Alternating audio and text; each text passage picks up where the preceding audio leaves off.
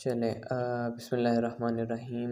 کل والا جو ہے حضرت ابو بکر صدیق رضی اللہ تعالیٰ عنہ کے بارے میں جو کل ڈسکشن ہوئی تھی وہ ساری سن لی تھی آپ نے؟ نمرات تو کل تھی، اکثر آپ نے وائس میسیج سن لیا تھا وہ سارا؟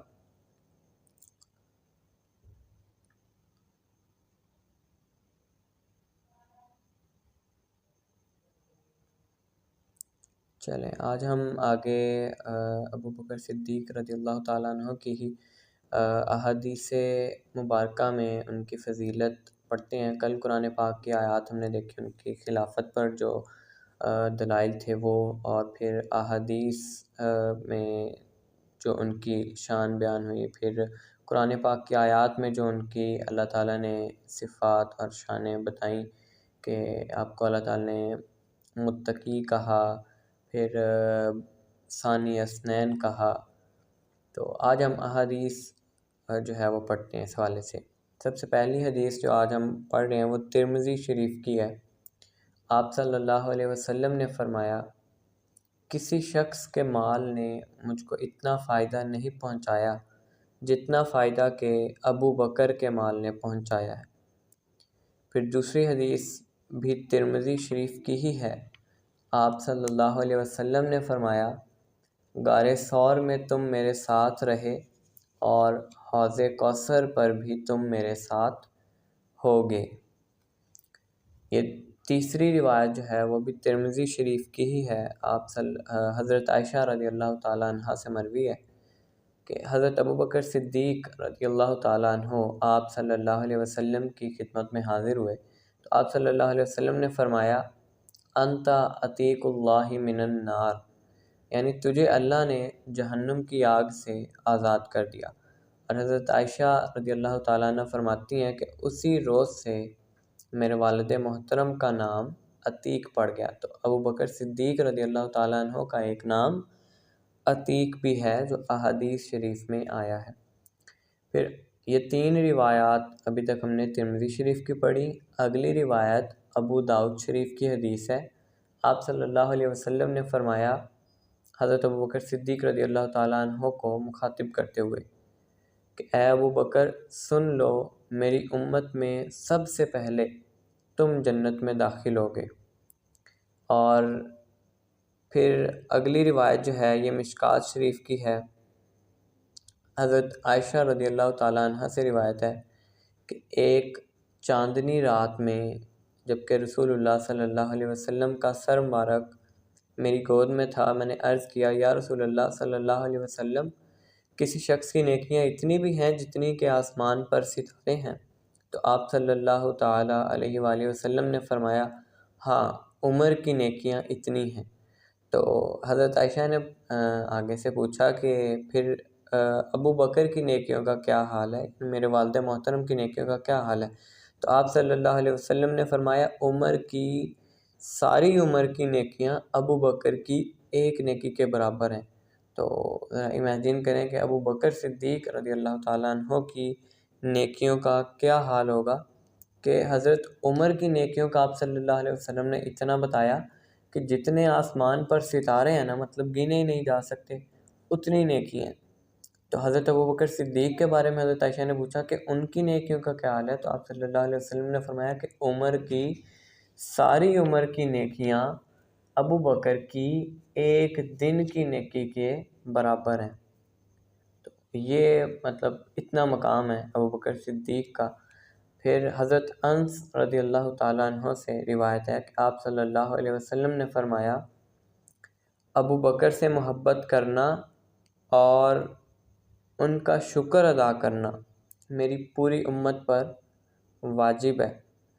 اور ایک روایت میں آتے حضرت ابو درداء رضی اللہ تعالیٰ عنہ فرماتے ہیں کہ میں حضور صلی اللہ علیہ وسلم کی بارگاہ اقدس میں حاضر تھا کہ حضرت ابو بکر صدیق رضی اللہ تعالیٰ عنہ آئے اور سلام کے بعد انہوں نے عرض کیا کہ یا رسول اللہ صلی اللہ علیہ وسلم، میرے اور عمر بن خطاب کے درمیان کچھ باتیں ہو گئی، مطلب معمولی سی کوئی اختلاف ہو گیا۔ پھر میں نے نادم ہو کر ان سے معذرت طلب کی، لیکن انہوں نے معذرت قبول کرنے سے انکار کر دیا۔ یہ سن کر آپ صلی اللہ علیہ وسلم نے 3 بار ارشاد فرمایا کہ اے ابو بکر اللہ تعالیٰ تم کو معاف فرمائے۔ پھر تھوڑی دیر کے بعد حضرت عمر بھی حضور صلی اللہ علیہ وسلم کی بارگاہ میں آئے، تو حضرت عمر کو دیکھتے ہی آپ صلی اللہ علیہ وسلم کے چہرہ اقدس کا رنگ بدل گیا۔ حضرت محمد صلی اللہ علیہ وسلم کو رنجیدہ دیکھ کر، اس طرح افسردہ دیکھ کر حضرت عمر رضی اللہ تعالیٰ عنہ اپنے گھٹنوں کے بل بیٹھے اور عرض کیا کہ اے اللہ کے رسول، میں ان سے زیادہ قصوروار ہوں۔ تو آپ صلی اللہ علیہ وسلم نے فرمایا، اب یہ جواب دیکھیں حضرت محمد صلی اللہ علیہ وسلم کا حضرت ابو بکر صدیق کے لیے کہ کس طرح مطلب ان کی، اب کہہ لیں اپنے دوست کی انہوں نے سائڈ لی۔ آپ صلی اللہ علیہ وسلم فرماتے ہیں کہ یعنی جب اللہ نے مجھے تمہاری جانب مبعوث فرمایا تو تم لوگوں نے مجھے جھٹلایا، مگر ابو بکر نے میری تصدیق کی اور اپنی جان اور مال سے میری غم خواری اور مدد کی، تو کہ آج تم لوگ میرے ایسے دوست کو چھوڑ دو گے؟ اور اس جملے کو روایت میں آتا ہے کہ آپ صلی اللہ علیہ وسلم نے 2 بار فرمایا کہ آج تم لوگ کیا میرے ایسے دوست کو چھوڑ دو گے؟ اور اسی طرح ایک اور روایت میں حضرت مقدام رضی اللہ تعالیٰ عنہ سے روایت ہے کہ حضرت ابو بکر صدیق رضی اللہ تعالیٰ عنہ سے حضرت عقیل بن ابی طالب رضی اللہ تعالیٰ عنہ نے کچھ سخت کلامی کی، مگر حضرت ابو بکر صدیق رضی اللہ تعالیٰ عنہ نے آپ صلی اللہ علیہ وسلم کی قرابت داری کا خیال کرتے ہوئے حضرت عقیل رضی اللہ تعالیٰ عنہ کو کچھ نہیں کہا، اور آپ صلی اللہ علیہ وسلم کی خدمت میں پورا واقعہ بیان کیا۔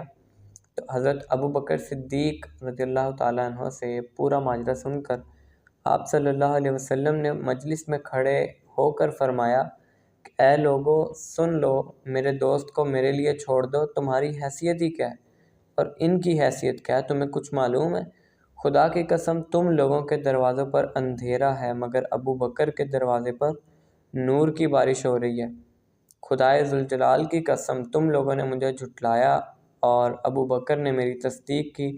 تم لوگوں نے مال خرچ کرنے میں بخل سے کام لیا، مگر ابو بکر نے میرے لیے اپنا مال خرچ کیا، اور تم لوگوں نے میری مدد نہیں کی، مگر ابو بکر نے میری غمخواری کی اور میری اتباع کی۔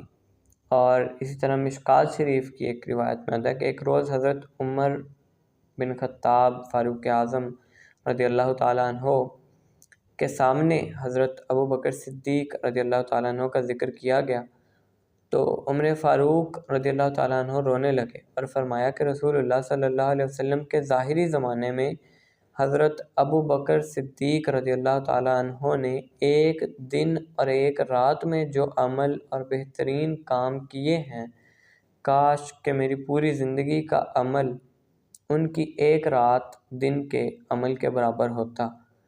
تو ان کی ایک رات کا عمل کون سا تھا؟ وہ یہ تھا کہ جب وہ آپ صلی اللہ علیہ وسلم کے ساتھ ہجرت کی رات غار ثور پر پہنچے، اور غار ثور کی بلندی جو ہے وہ تقریباً 2500 میٹر ہے، ٹھیک ہے۔ تو آپ صلی اللہ علیہ وسلم سے عرض کیا کہ قسم خدا کی آپ صلی اللہ علیہ وسلم غار میں داخل نہیں ہوں گے جب تک کہ آپ سے پہلے میں نہ داخل ہو جاؤں، تاکہ اگر کوئی خطرہ پہنچانے والی چیز ہو، کوئی زہریلی، کوئی جان لیوا چیز، موذی چیز، سانپ وغیرہ ہو، تو اسے تکلیف بھی اگر پہنچنی ہو تو وہ پہلے مجھ کو پہنچے اور وہ آپ کو نہ پہنچے۔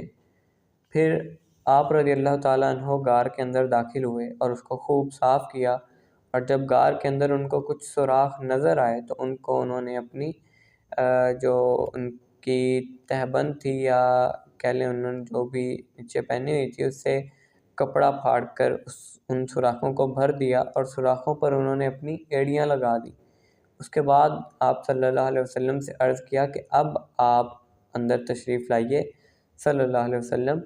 تو حضور صلی اللہ علیہ وسلم پھر غار کے اندر تشریف لے گئے اور حضرت ابو بکر صدیق کی گود میں سر رکھ کر سو گئے، اور ابھی حضور صلی اللہ علیہ وسلم آرام فرما رہے تھے کہ اسی حالت میں کیا ہوا، حضرت ابو بکر صدیق کے پاؤں میں سوراخ کے اندر سے سانپ نے کاٹ لیا، مگر چونکہ آپ کی گود میں اب آپ صلی اللہ علیہ وسلم کا سر تھا، تو ابو بکر صدیق رضی اللہ تعالیٰ عنہ نے ذرا بھی حرکت نہیں کی اور اسی طرح بیٹھے رہے، اس لیے کہ کہیں رسول اللہ صلی اللہ علیہ وسلم کی آنکھ نہ کھل جائے۔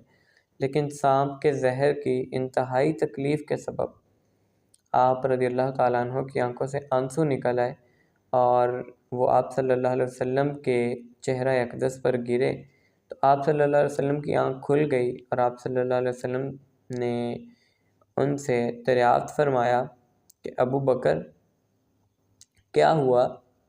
تو حضرت ابوبکر نے فرمایا کہ اللہ کے رسول، میرے ماں باپ آپ پر قربان ہوں، مجھ کو سانپ نے کاٹ لیا۔ تو آپ صلی اللہ علیہ وسلم نے ان کے زخم پر پھر اپنا لعاب دہن لگایا، تو فوراً جو ہے وہ ان کی تکلیف جاتی رہی، مگر کچھ عرصے کے بعد، کچھ سالوں کے بعد سانپ کا وہی زہر جو ہے پھر لوٹ آیا، جو کہ پھر آپ رضی اللہ تعالیٰ عنہ کے وصال کا سبب بنا۔ اسی زہر کی وجہ سے ہی آپ رضی اللہ تعالیٰ عنہ کی وفات ہوئی۔ یہ تو تھا ایک رات کا عمل، جو اس روایت میں حضرت عمر فاروق نے فرمایا کہ ان کی ایک رات کا عمل اور ایک دن کا عمل کاش میری پوری زندگی کے اعمال کے برابر ہوتا۔ تو ایک رات کا عمل، اس رات کا عمل، اور ابھی دن کون سا؟ دن کا بہترین عمل آپ کا وہ تھا کہ جب آپ صلی اللہ علیہ وسلم کی وفات کے بعد عرب کے کچھ لوگ مرتد ہو گئے اور انہوں نے کہا کہ ہم زکوٰۃ نہیں دیں گے،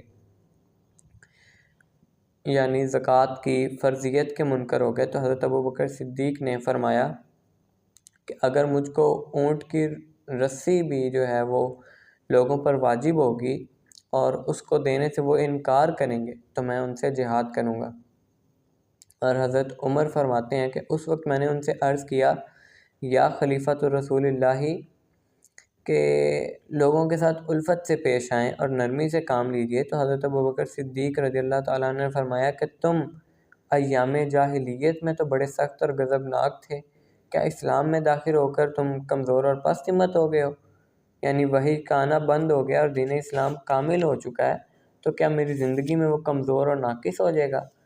مطلب یہ ہے کہ میں دین اسلام کو اپنی زندگی میں کمزور اور ناقص ہرگز نہیں ہونے دوں گا، اور جو لوگ زکوٰۃ دینے سے انکار کر رہے ہیں میں ان سے جہاد ضرور کروں گا۔ اور آپ نے پھر جہاد کیا اور ان کو دوبارہ جو ہے وہ پھر مسلمان کیا۔ تو آج کے لیے اتنے کافی، آگے ہم جو ہے عربی کا اپنا سٹارٹ کرتے ہیں، کیونکہ پھر ساری بات باقی ٹائم میں دیکھنا ہے۔ تو آج ہم نے 6 سے 7 روایات پڑھی ہیں، ٹھیک ہے؟ ترمذی شریف کی 3، ابو داؤد شریف کی، پھر عمر فاروق سے جو روایت ہے، پھر حضرت ابو درداء سے، حضرت انس بن مالک سے یہ روایت پڑھی ہیں۔ ان کی انشاءاللہ میں آپ کو ریکارڈنگ بھی سینڈ کر دوں۔